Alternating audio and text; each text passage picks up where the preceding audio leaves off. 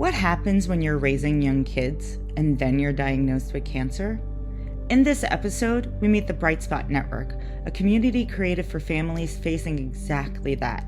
Executive Director and cancer survivor Haley Pollack joins us to share how these families navigate impossible choices, balance treatment with bedtime routines, and hold the weight of wanting to be present, even when they're running on empty. You'll hear honest, practical advice on staying connected, asking for help, and how to share the load as a family. This is Kidney Cancer Unfiltered, and you're listening to episode 2. Thank you so much for joining us on Kidney Cancer Unfiltered. I love it if you could just take a couple of seconds to just introduce yourself, Bright Spot Network, and what you do for the cancer community. Sure. My name's Haley Pollack, and I'm the executive director and co-founder of Bright Spot Network. And Bright Spot Network is a national nonprofit that supports families where a parent has cancer, and we're focused on families that have small kids, so kids 0 to 10. We have a number of different programs ranging from virtual support groups for parents, parents in active treatment, parents with stage 4 cancer, partners, parents of color, and long-term survivors and couples and and recently bereaved parents as well. I think I got everybody. Yeah. And then we also have other programs too that are more about connecting with your kids. So reading to kids, we have a free book program where we send free books to families. Um, Books about cancer, grief, big emotions. We have art Mm. boxes that we send to families that are really based in connection, as well as kids groups and online resources all about how to talk to your kids and just kind of how to handle a cancer diagnosis while you are raising young kids at the same time. I love that so much because that's the one thing. So I recently discovered Bright Spot. I've been, I guess, a cancer survivor for 5 years Yeah. at least with kidney cancer. And that was the one thing when, I was first started my journey is like being a parent with cancer, like, I just So didn't hard. understand and know how to do it, and I was so focused on my son who's 10 now or gonna be 10. Oh my god, he's gonna be 10 now. Gonna Aw. be 10 this year, so that's a whole thing, but I was just so focused on him, so I found him resources and not Yeah. necessarily focused on me as a parent, being Yeah. a parent and dealing with those feelings, and we've had a lot of parents on this podcast. Yeah. There's kind of that same theme, and it's gonna be a very general question, but I think Yeah. we don't often think about it, but it's like the same thing is like we don't know how to parent with cancer. 100%. Like we don't 100%. know. So I'd love for us, and it's not necessarily a question, how much is a statement, but I Yeah. would love for us to start there. Like when in this work that you do, what are just some of those like common, I think, pain points that parents experience, especially with raising young children? Yeah, I mean, if you're a parent who's been diagnosed with cancer, I think one of the things I hear the most is the first thing that you think about when you're diagnosed with cancer is your kids. You hear you have cancer, but maybe in the back of your head you're like treatment, prognosis, whatever. But you're like, how am I going to handle this with my kids? And Anna Marie, you know that I was diagnosed with stage 3C colon cancer, not kidney cancer, but I had a colon cancer diagnosis, and my baby was 6 months old, and my older child was 3. She's also about to turn 10 now. But at the time, I had this long period where I didn't know what was going on. And then finally, I had a colonoscopy, and the doctor was like, you have cancer. And it was a total shock, total Mhm. shock. But, the first thing I thought was, how am I going to explain this to my curious and observant 3-year-old? How will my baby survive this? And of course, if you're a parent with cancer, in the back of your head, you're thinking the unthinkable. Yeah. How will my kid survive without me? Right. Mhm. And so like all of this is I mean, it makes me like tear up. It's been like so Yeah, I'm frustrating, trying but to I'm like still like, it's so much. It's so much for somebody to handle, yeah. And so, I mean, those are like the things that I hear over and over and over again. And so that's really where Bright Spot comes in, right? Is like when you're a parent of especially a young kid, helping the child is also helping the parent. So, Yeah. like having books a lot of parents are already, we know that reading is good for your kids, right? So Yep. reading together is good for your kids. And so having a book that talks about a family that maybe a parent is, navigating a cancer diagnosis and the child is navigating that parent's cancer diagnosis is a helpful way to kind of get started. So, we have all of these programs that are really meant um, in a way as much for the parent as for the child, because helping the child, when you have a little kid is kind of helping the parent as well, because that's what a parent cares about, right? Is that their child is able to navigate this moment with the least amount of like pain and stress as possible. Yeah, because I think, at least I know in my experience, seeing my son become more comfortable with it, if you will, right? Mhm. Or rather, the fear becomes less and less, made Sure. me feel a bit better. But you said something that made me think about my own experience, and I know the experience of others, is that one question, how am I going to tell them this? And Mhm. it's not just, I think that's the thing, and I'd love to explore this with you. I think that's the thing when you're a parent, especially with younger children, and you have cancer, is that always becomes a question no matter like the health issue, right? And so it's like I had kidney cancer, then I had thyroid cancer, and that question came up, like, how am I going to tell them? Mhm. I recently also had a colonoscopy. They found Mhm. a precancerous polyp, Mhm. which is a episode for another day. But that was again the first question I Yeah. said, like, to my partner was, how am I going to tell Kelly? And like, and then come with that comes the guilt. And I love to just Mhm. explore the guilt part of it, because I think we Mhm. still, and I'm not sure for you, I know for me, there's still Mhm. that feeling of guilt that you did this to your family. Like, you put your Totally. family through this pain. And just how do parents, it's not, I don't have a good answer, but like, how Yeah. do parents work through that? And also, why do parents feel that? Well, I mean, I think the first thing is it's really important. I mean, just the same with your kids, right? It's really important that you like recognize that feeling and you're able to say like I'm feeling guilt. I'm feeling mom guilt. I'm feeling, whatever kind of guilt you're Yeah. feeling, that you're feeling that, and like that's okay to feel, right? Like we feel all different types of emotions and they're all good emotions. And that's the same thing I would say, right, to a kid that's angry. Like it's okay to be angry. Like sometimes we get angry, like sometimes we have different emotions, right? And they're all okay emotions. And like the expectations on parents today are just beyond, right? And then you layer on like a debilitating illness or treatment that's going to be hard or whatever it is, and you can't be the parent that you most want to be. Mhm. That's terrible. That's terrible. If one of your primary identities is that of a parent, then not being able to do that in the way that you were, like, just in that before times, right? In the Yep. before like you have cancer times, like is really hard. I know for me personally, one of the things that was the most hard and most painful was that I had to wean immediately. Oh, Um, I heard I had cancer, and then I was like, well, I mean, it wasn't, my baby was 6 months old, so she had started having food, and of course I've always been like open. I had always been open to formula. Turns out formula yeah. is food for babies, right? Yeah. Like that, what a beautiful invention that we're all so lucky to have. But I was not ready to wean, Yeah. and my baby wasn't ready. And so there was so much guilt when I went to the internet and I was like, wean from cancer, like I have to wean like right now, and Yeah. like the shame police like were Of just, course. laying down hard about, just like why I shouldn't wean, I mean, it was nothing about cancer, right? But the alienation that you can feel when you're not able to find the information that you need also contributes to those feelings of guilt, right? Because you're like, I'm the only one. Like, why am I the only one? Like, I must have done something, right? And so, I mean, that's really where Bright Spot kind of comes in, is that if you're able to find a group of people who make you realize that you're not the only one, I think it cuts some of that guilt and it cuts some of that Yeah. shame, even if, of course, we can't eliminate all of all of those feelings, but it really is to be able to see other people that are experiencing some of those same experiences and some of those same feelings is just, it's really important.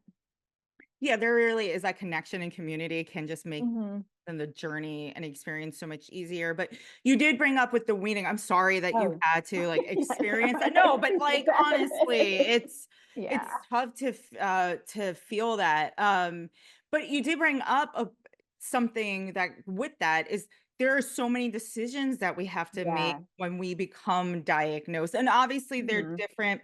Some of them are different per cancer. Of But course, what yeah. are for the people listening who may not have Mhm. experiences as a parent with cancer, what are some of the decisions that we have to make when we're facing a cancer diagnosis?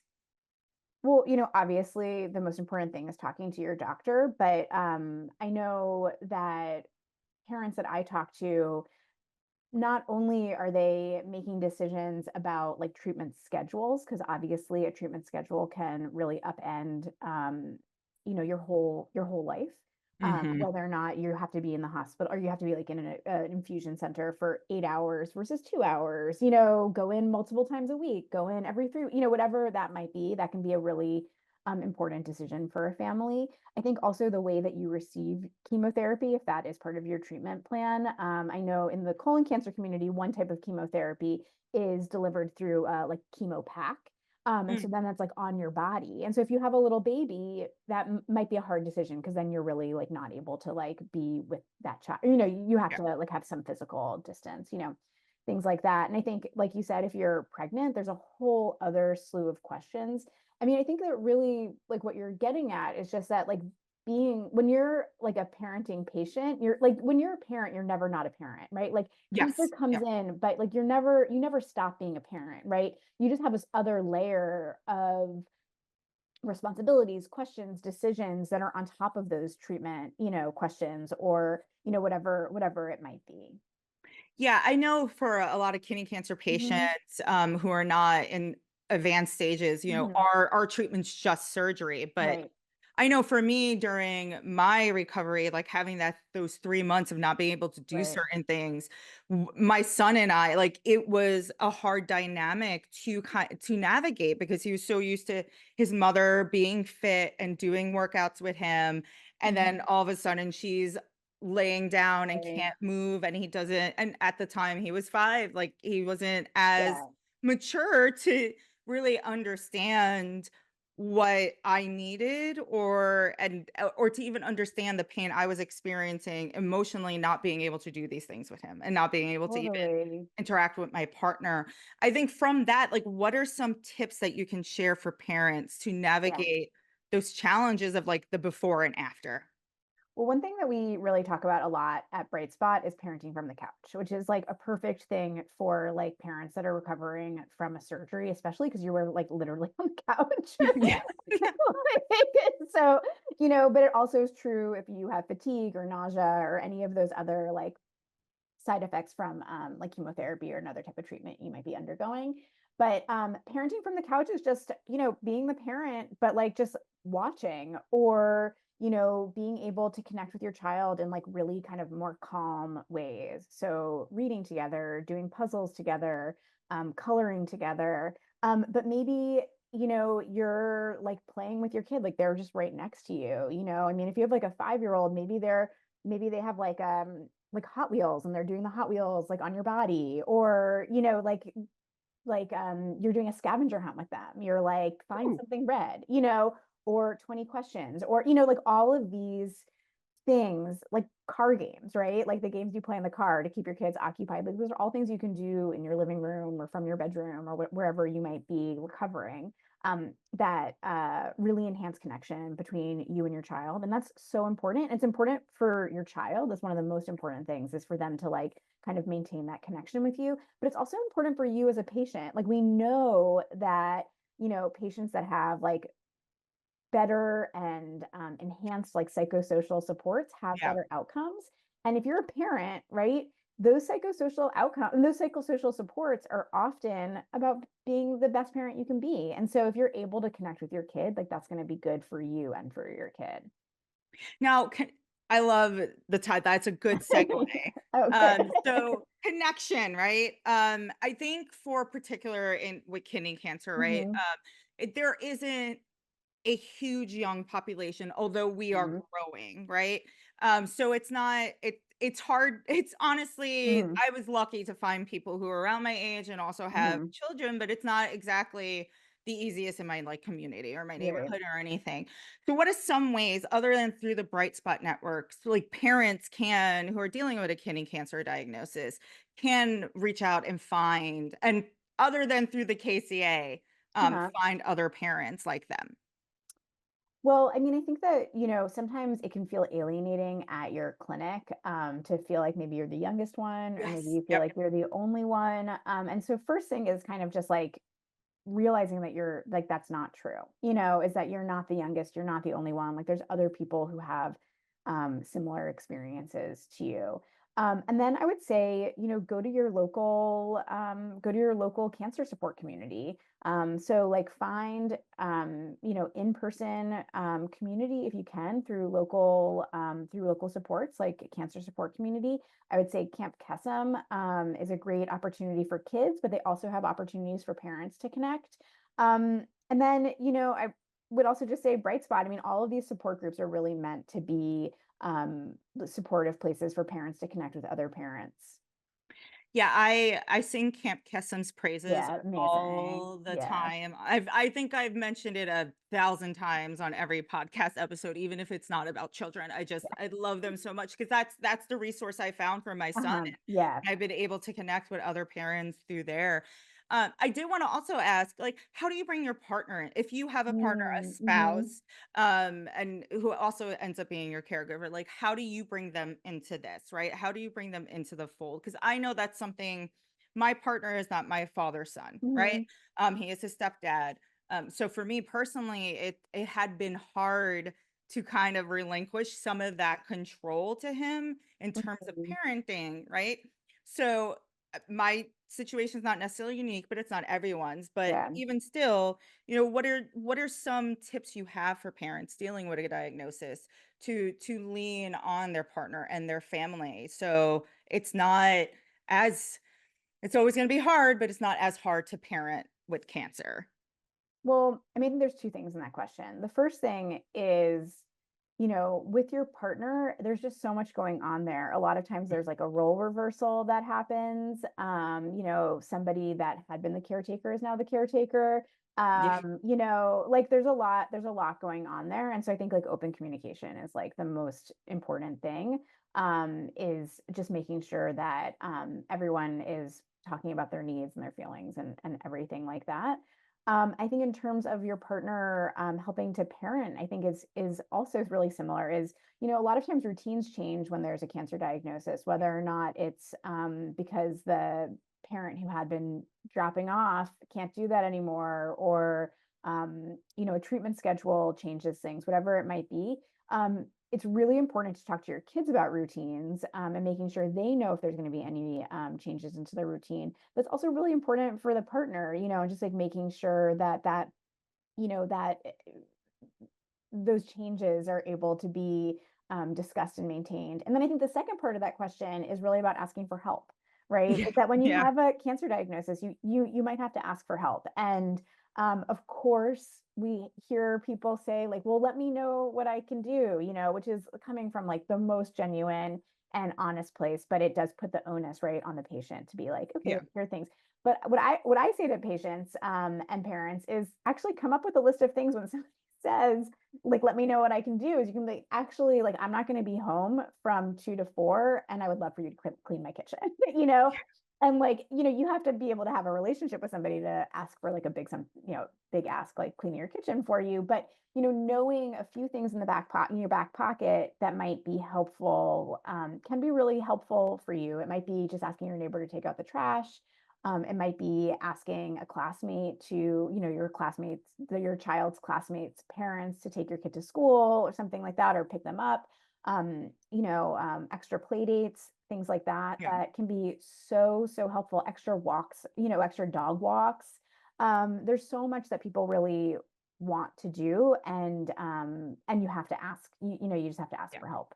But the way you phrased it made me think it's like, be a parent, right? Like, you know how you're a parent with the chores and the Mhm. responsibilities in the house? It's like kind of take that vibe and energy and like place it to like do the same thing with your needs Yeah. with cancer. And I wish I wish I talked to you 5 years ago because I would have absolutely had done that. It's so hard. It's so hard. And like we just don't, I think that like our culture, a lot of times we're asking permission for people to like help us, right? Yeah. But like, you know, I feel like some of the most helpful people just like took out the trash. I mean, I would love for my neighbor to take out my trash now, like, like that's not invasive. Just take out your Yeah. neighbor's trash, you know? Yeah.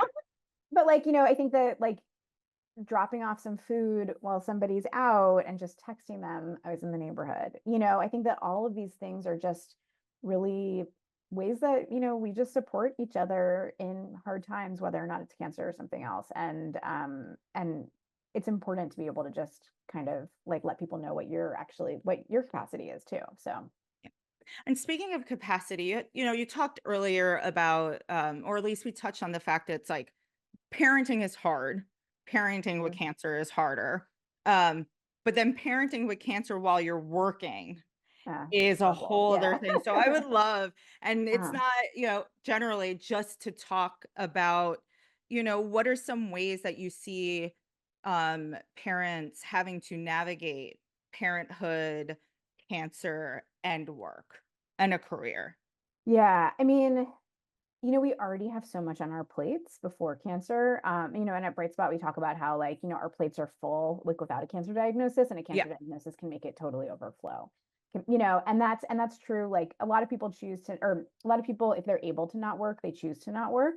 Um, or if you can go part-time, of course, that all of these things, if you're able to do that, I think does, ease the process a little bit. But I think the first thing is I would say like really like knowing your rights, Yeah. is that like really knowing like what is available to you in terms of time off, in terms of recovery time, in terms of like FMLA, all of those things. Really make sure that if you are working, that you're talking to HR. I would go to Triage Cancer. They have amazing resources around like work and legal stuff. All of that Mhm. kind of stuff is really, really important. But in terms of just, balancing all of it, I think it does again come back to like asking for help. It might be asking your coworkers for help, making sure that they know what's going, if you feel comfortable, making sure they know Yeah. what's going on with you so that if you need a little bit of extra, take something off your plate, that they're able to do that. But also making sure that like the other people in your life know I actually have this big work thing happening. And like if you could help, like, and also this cancer thing. If you could help, if you could help with childcare or, a meal or something like that, that would be helpful. But I do think that in the end, it really does come back to, being gentle with yourself and seeing like who can provide a little support. I will say I worked through part-time through my cancer, and it was for me, it was a really important kind of outlet. Yeah. It was a distraction. It made me feel productive when I was feeling like really bad. It's not something that everybody can do, but for me, I was glad that I was able to do it. Yeah, and I didn't work during my treatment, but I did have like a really great I was on short-term disability, Mhm. but had like a really great team. And luckily I had a really great team I was working with and still do, who's very Yeah. like very understanding of any like residual health things that come Right. from having cancer in addition to being a parent and having to deal with those things.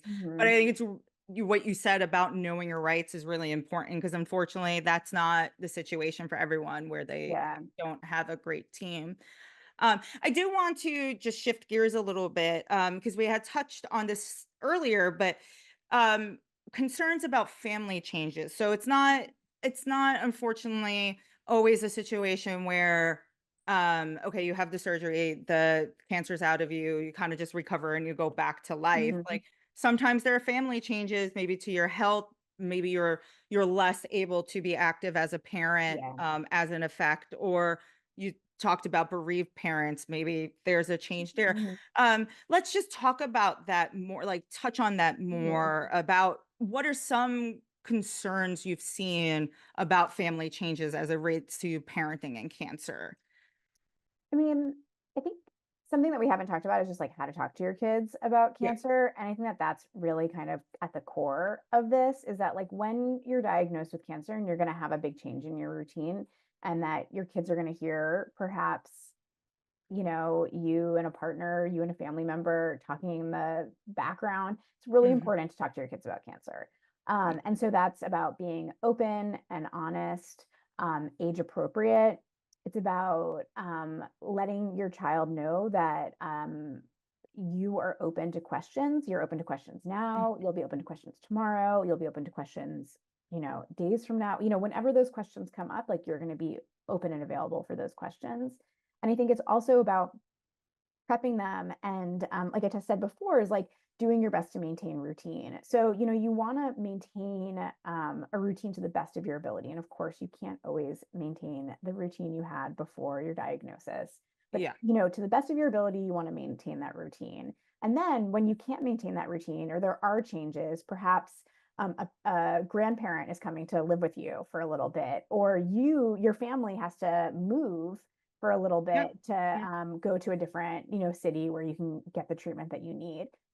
Those are big changes, right? And you want to make sure that that doesn't come out of the blue, right? You want to prep your kid for that. Let them know, Grammy's coming. Let them know that, she's going to be living in your bedroom, whatever it is, right? You want to make sure that they're prepared for that. And then similarly, if there's changes to like the parent with cancer's body, right? Whether or not it's like you're losing hair, maybe it's that you have, when you have little kids, right? I feel like we don't talk about this a lot, but when you have little kids, like that kid is seeing that parent's body a lot, Yeah. right? Maybe naked. Yeah. And when all of a sudden there's like a scar, like there's going to be a lot of questions, right? And so it's really important to be like, like mom is going to the hospital. I have the best treatment team, this surgeon, this is their job is to, take this owie, it's called cancer, out of someone's body, or maybe you explain what cancer is a little bit more depending on the developmental stage of your kid. Um, and they're gonna help me get better, and I'm gonna see you in 2 days. First day Grammy's coming, you guys are gonna make cookies. Day two, Grammy's gonna take you to your soccer game, and then day three, I'm gonna come home and I can't wait to see you. Or maybe your kid comes to visit you, Yeah. whatever, whatever it is, just like walking them through all of that. And then letting them know, and then I'm gonna have this cool scar, and that's gonna be like a new part of my body, and like letting them in on that, and maybe they have a scar from knocking their head or whatever it is. This is another thing that just like that you're gonna have, and just making sure that they know kind of what to expect, because that's a big change, and I think that there's other changes that we are really reluctant sometimes to talk about, because as adults we changes, but also even just cancer itself. As adults Yeah. we have baggage, right? As adults we know cancer can be scary, but like a little kid maybe has never even heard the word cancer. That's Yeah. our baggage, right? That's our baggage that we're bringing to that conversation. And it's just really important also to remember that one of the reasons it's important to talk to your kids about cancer, it's not the only reason, but one of the reasons is um, like kids know what's happening, right? They hear Yes. stuff in the back of they hear what's going on. They notice. I mean, I always think my daughter was 3, and people always said to me, "Oh, she's not going to remember this." And I was like, "Oh, like that doesn't pass the smell test to me, you know?" And whether or not she remembers it or not, she knows what it feels like when Mhm. she hears with people whispering, or she sees her mom crying more, like all of these things, and doesn't know, because what she starts doing is making a story in her head about what she did wrong, Yeah. and it's a much scarier story than the real one, even if the real one is quite scary to the adults in the room. So Yeah, absolutely. And I'm actually really glad you brought up the body change and the scars, yeah. because my son, he would come up to me, be like, "Hey mom, can I see your scar?" He's Yeah. like, Oh, "Can that's I see it?" great. And he would touch it and feel it. He's like, "How are you feeling? How does it feel?" Oh, And he still does it sometimes to this day. Like he may be in a certain space, he would like, or like I'm walking around and he'll see my stomach. He'll be like, "Oh, can I see?" He's like, "Oh, that's faded." Or he'll see the one on my neck. He's like, "Oh, that's looking good." mhm. But it was something that, like, when I first had kidney cancer, he was very much like, oh, my mom's body, like this Mhm, is a visual representation of like mhm, what she experienced and yeah. what I experienced as her kid. And you brought up a couple of good ways in which to help kids understand, but what are some other tools to help them understand the situation? Mhm. Well, I would say, with kids, you just wanna make sure that there's, like, an open line of communication. So anything you can do to maintain that open line of communication where they know that they can always come back to you. So they might ask a question while you're in line at Target. I remember this happening with my daughter, and, like, just, like, the it's, like, a heavy question, and, like, the checker person was like, "Whoa." But just, like, letting them know that they can come back to that, and that's just kind of, like, maintaining, which is, like, keeping it just talking about it, right? And so Yeah. Brightspot has a number of resources to kind of help that. So we have all these coloring pages on our website that you can download for free. And the point of those coloring pages is, right, if you have a little kid, they might be coloring anyway, right? And so now they have a like what is it? I'm trying to remember. There's an animal with a scar. I can't remember which one it is, but it's like an animal with a scar, and you can be like, oh, like, this is like mama's scar. Or when mama goes to get her surgery, when she comes back, she's gonna have a little scar, just like this otter or whatever.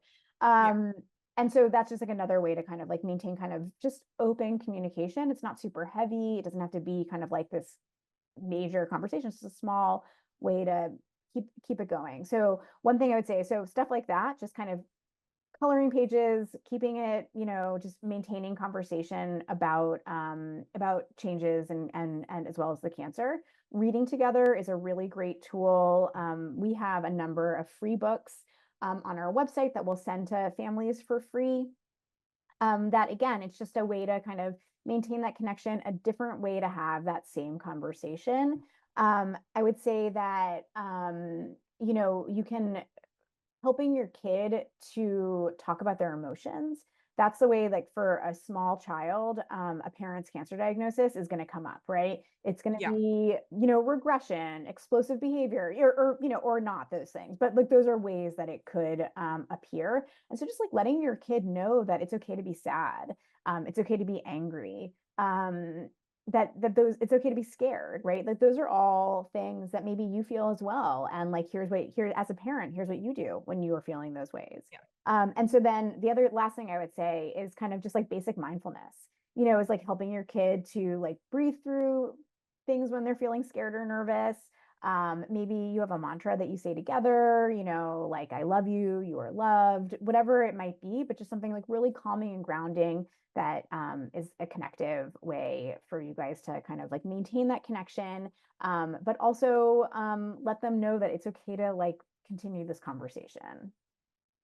There are two things that you had mentioned that I want to go a little further on with the explosive part, right? Like with the Mhm. how they express the emotion. I think one thing we probably need to remember as parents too is um just as much as we're going to be changed by the cancer for a long time, so are our kids. I know my son, Totally. I've talked about it before on the podcast, but even to this day, he's still very clingy. Like Yeah. he's still very much like any room I'm in, he follows me now. And it's, Mhm. a couple of years ago, he had said like he just wants to make sure he has as much time as me as he can. But like, I don't even know if he realizes Yeah. why he like the root of why he does it now. And I think, I'd love to talk more about like the ways in which not just kids, but parents and kids can be forever changed by cancer. Mhm. And then the other thing I want to so you could do this 2 parts. And Mhm. then the other thing, you just talked about the coloring books, and I'm like, Mhm. that's a really great way to not just explain the situation, but just to involve your child in the cancer Yeah. journey because you yourself could color with them, and, like, you could have Oh, 2 different totally. coloring pages, and you're sharing that journey together. So Oh, those are just yeah. 2 parts of a conversation that you choose which one you wanna start with, but I'd love to go into it more. Well, I'll just say about the coloring pages is that, I love to color, it's really fun, and so to be able to sit with your kid and just do something that's, like, pretty calming for everybody involved is great, and so the more that you can kind of just engage them and Mhm. be able to sit together is great. It's all about connection, and this just happens to be a connective thing that you can do together that is also about cancer. But it doesn't have to be a kind of like heavy, uh, dark cloud thing about cancer, right? It can be a light thing. It can be just coloring together. Like, isn't that beautiful? Like, I love to color. My kids love to color. This is just a way to take something they already love to do and do it together. And then I'll just put just like a plug for these coloring pages. They're free. They're downloadable. And there's, they address a whole bunch of different kind of ways that cancer can affect a family, whether or not it's like losing your hair, or maybe you have a port place, maybe you need an ostomy bag, a scar, and then it's also a lot about emotions. So there's like, we Mhm. have some of the coloring pages are specifically about being scared, being angry, being sad, being loved. And that those are just like other ways to just kind of like talk to your kid, and definitely for you to connect. Okay. And then the other question, can you remind me? Um, Sorry. just more of like the ways in which both children and Oh parents yeah. forever change. Okay. Because like you change in the moment, right? Like you have these um acute, if you will, emotions that you're Hmm. experiencing. And you have coping strategies for those, those moments when you're feeling upset, what, makes you feel better.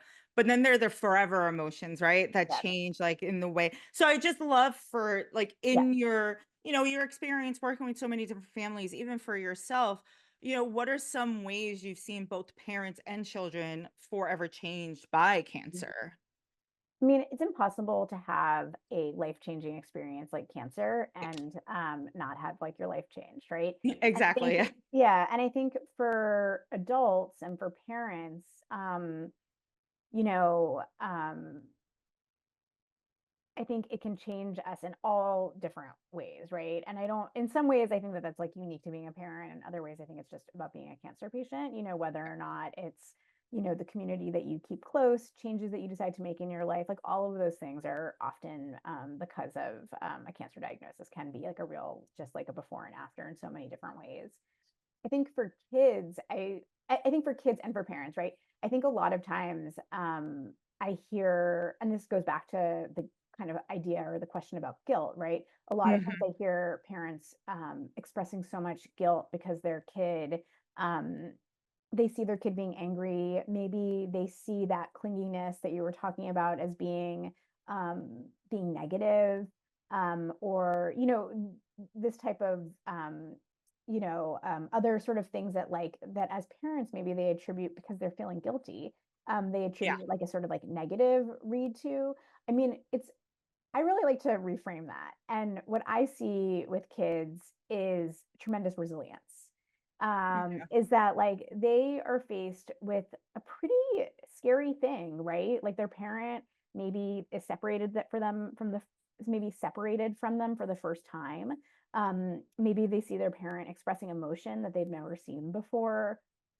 Maybe they see, family members that they haven't seen or they're not very close to all of a sudden like living with, there's so many, they have to change locations. There's so many big changes to a little kid's life when a parent has cancer.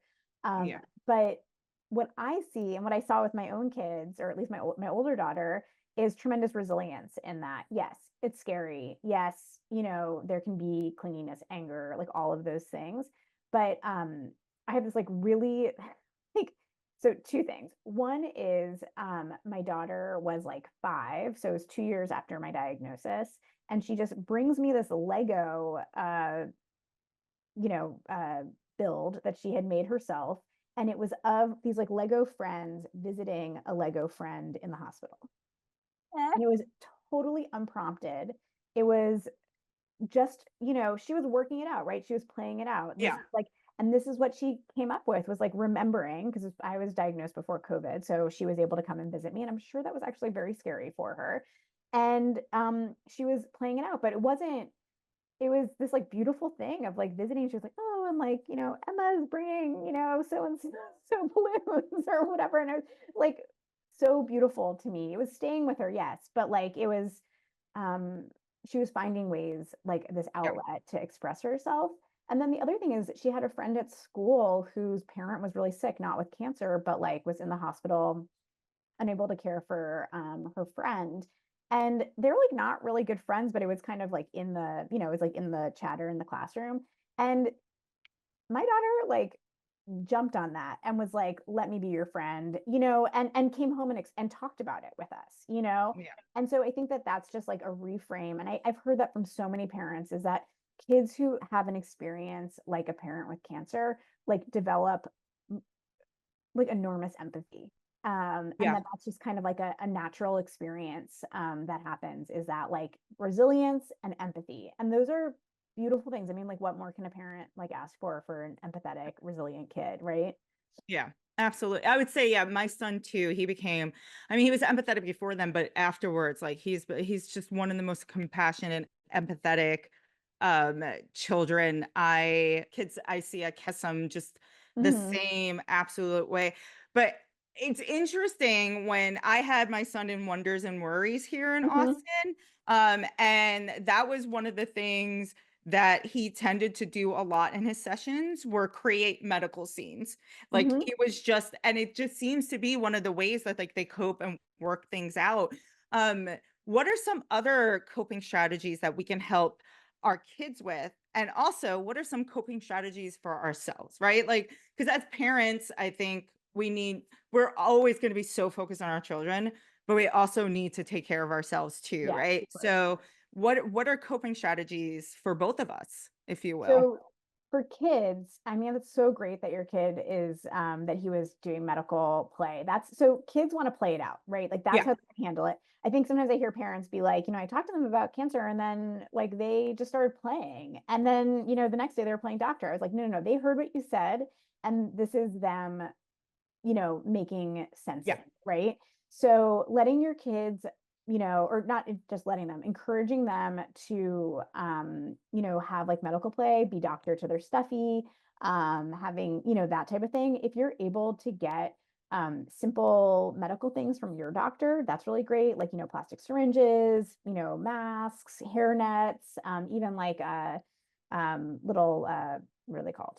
Why am I, doctor's coats. We'll just doctor's coats? I don't we'll know. call Yeah, them but like, doctor's coats. whatever, like a little thing, scrubs. I don't know. Yeah, But the scrub more there. the more stuff you can get like that, tongue depressors, whatever, just stuff that is like comes from a doctor's office. Um, that's great. That helps your kids to kind of process what's going on for you. So that's Yeah, a great coping mechanism. I think encouraging other types of just like letting them kind of play it out is all like really, really helpful coping. I think the other thing, and I know it's like I'm hammering it hard, but like talking to them and like reading to them and other forms of connection, those are also ways to help them cope because you're letting them know that they can talk to you and ask questions if they need it. I think for parents, right?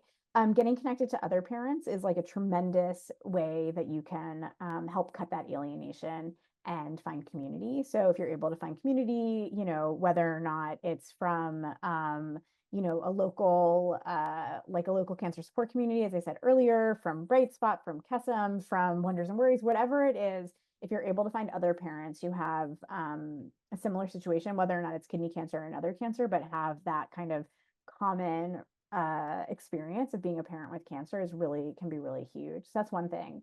I think to the best of your ability, giving yourself time to do things that you love, maybe things that you loved yeah, even before cancer, whether or not it's going to the movies or cooking or going on a walk. Some of those things might be really easy and some of them might be hard, but to the best of your ability, like finding what it is that you can do that you love and that maybe you loved before. Because I know that for me, like being able to like feel a little bit like I was the person before the cancer was really soothing to me. yeah, And then I know self-care is these are all self-care, right?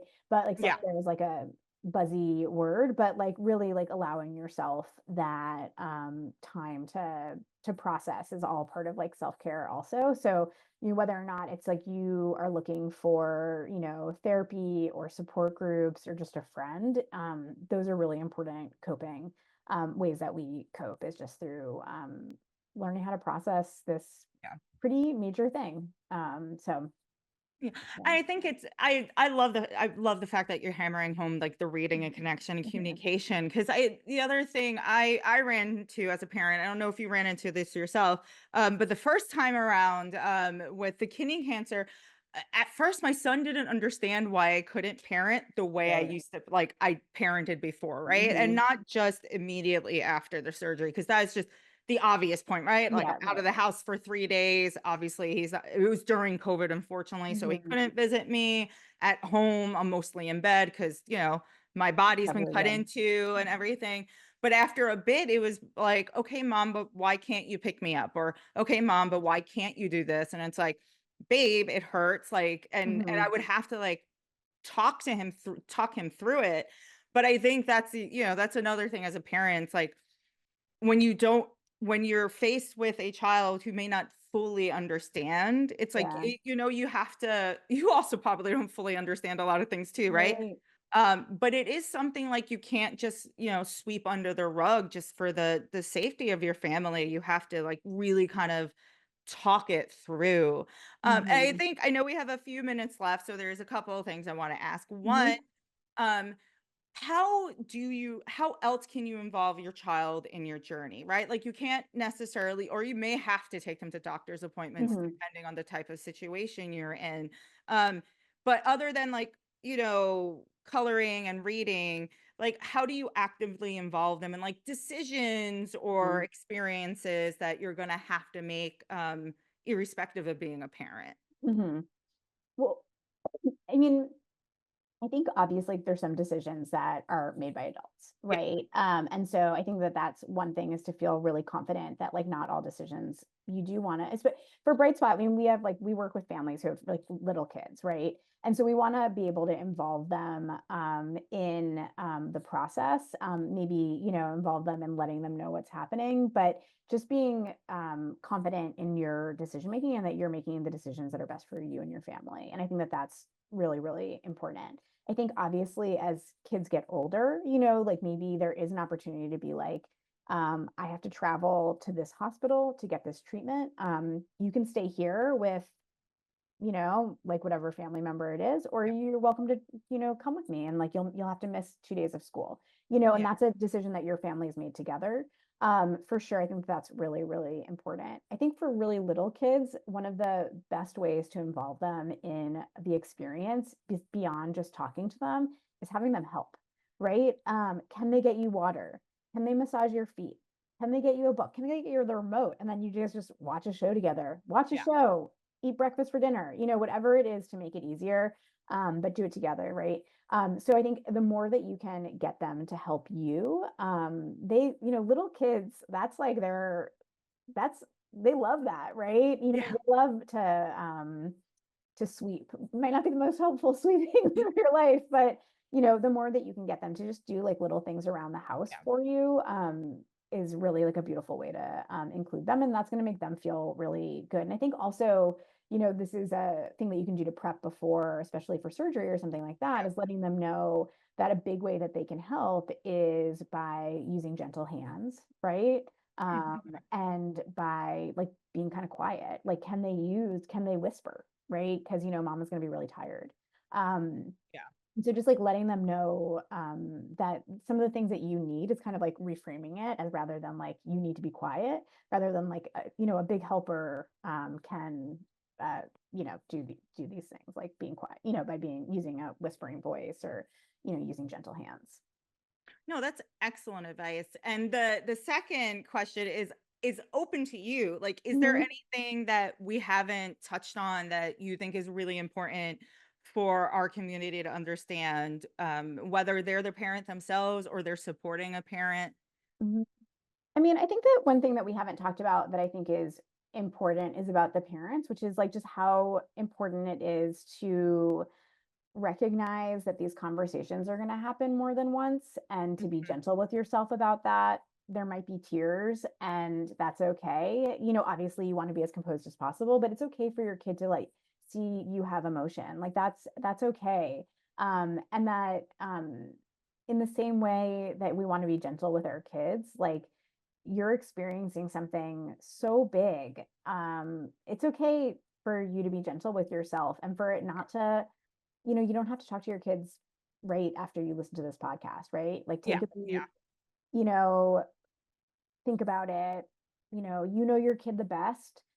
Think about what they need. Like, what's going to help them to navigate this in the best way possible, right? And so just really want to emphasize how important it is to, whatever that means to you, but like to really be gentle with yourself. So that might mean getting extra help. It might mean keeping your circle really close, but just like making sure that whatever it is, you know, really filling, what you need the Yeah. most. Because as parents with cancer, it is just so hard, and it's so important for us to say that out loud. That it is so stressful to be a parent in 2025, 2024, whatever, 2025. It is so stressful to be a parent, and then with a cancer diagnosis, like that is too much for anybody. And so like the Yeah. more that you can just, know that and like realize that like whatever you're doing is great because you're thinking about it, you love your kid, and you are doing what's best for you and your kid. Yeah, and I think to that point, it's okay for us also to not parent for further, Yeah. Oh my right? God. I That's think, being gentle with yourself. And I yeah, like always say to parents, I mean, this is like one of my favorite stories about my time like with cancer was my daughter started calling macaroni and cheese mama's special. Because it was like all I could do. I mean, honestly, it's kind of all I can do now, but like, it's really like that's what it was. But then I had yeah, this realization. I felt so much guilt about that. Oh my God, I'm the only thing I can make my child is like boxed macaroni and cheese. And then I realized that when she said she was calling it mama special because it meant something like really nurturing to her. And yeah, and so like that reframe is everything, right? It wasn't like here I am being like, oh, I'm the worst parent. All I can make is macaroni and cheese for my daughter. And she's like, thank you so much for making this like delicious meal for me that is like yeah. infused with your love. And so I always say to parents, like, breakfast for dinner, like shows on the couch, whatever it is to help you to get through it, like that's enough. Like that's you are enough before breakfast for dinner, and that's just all kind of like extra. Yeah, because you don't have to show up 100%. Like, I Ah, think, never. and I know we could go on, and I don't Yeah. want to take up too much more of your time, but I think as people, parent or not, we have this like constant expectation to show up 1,000% Yeah. all the time. But like you are a parent and at a cancer diagnosis, no, you do not have to be this picture of amazing resilience who are just pushing through. Like, if all you can do is make mac and cheese and hang out on the couch with your kid, that's enough. Like, when you're And your going like, kid that feels is it. enough. Yeah, and your kid feels it, right? Yeah. Your kid knows that you love them, Yeah. and that's the other thing is just like let your kid know that you love them. Just say that to them. And like the more that you can do that, like you're gonna feel better yourself, and like Yeah. just like lower the bar, like the bar can be very low, Yeah. and that's true wherever you are kind of in this experience, right? Is you are, you're doing the best you can, and like that's the best. Yeah. Well, thank you so much for joining me. Yeah, It's been such a this is great great. conversation. Before we go, why don't you tell everyone where they can find Bright Spot Network online? Sure. You can find Bright Spot Network at brightspotnetwork.org or follow us on Instagram, and our handle is Bright Spot Network. Thanks for listening to Kidney Cancer Unfiltered. If you found this episode helpful, be sure to like, share, and subscribe wherever you listen to your favorite podcast. For more resources and episodes, visit kidneycancer.org or follow Kidney Cancer Association on social media. Until next time, take care, and remember, you're not alone.